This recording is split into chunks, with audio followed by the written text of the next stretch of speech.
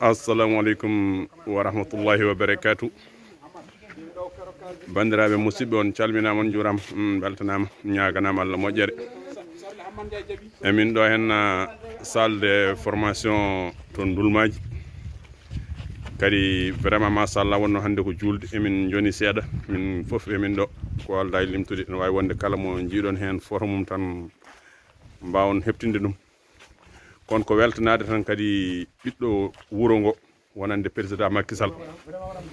o weltanama par ce que ɗum ɗo ko waɗa ɗo henno ko wona wawde en politique wona dogden wona wadde en démarche ha ɗum heɓa ko yiyandam noon min hooram min hande Sada Ndiaye kaalowo ko yiyandam tan kalami hen omo yiɗani en o waɗani en heddoto noon neɗɗo so mayani o dañata ko yiɗi ko par ce que neɗɗo kala ko waɗana ene yiɗi huɓɓude ɗum kono oɗo ko jawdi waɗi ɗo jawdi waɗa ɗo kadi mi sikku kadi ko jibinande ndouloumadji naajo tan taki haw waɗi ɗum ɗo so waɗano considéré ndouloumadji ɗum ɗo ne jogui to waɗa to heewi ko wona e men enen jetta Allah noon eɗen jettamo heddoto noon politique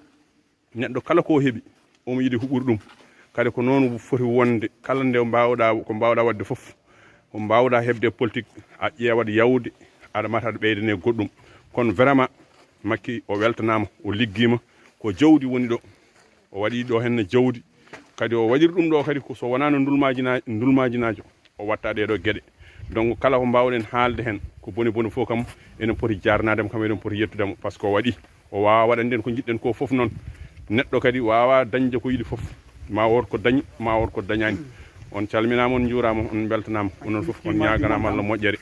ɗo kay hande koko paari so wona udditede tan nani kilmaji mbaɗama foof waɗama nani tiwoji kilmaji ɗi nani pour ndiyam ɗam foof waɗama ɗo kay so wona tan uddital nani yimɓeɓe foof gaari ɗo vraiment yimɓe ndouloumadji naaɓe kamɓe foof ɓe beltanama ɓe beltima kadi e golle he on calminama on juurama on beltanama on ñaganama Allah moƴƴere dendagal kadi jeeɓowo vidéo kadi so beltiɗo hen mo weltaki hen foof kadi weltanama kadi ñaganama Allah moƴƴere ñagama yaafo on assalamu aleykum wa rahmatullah.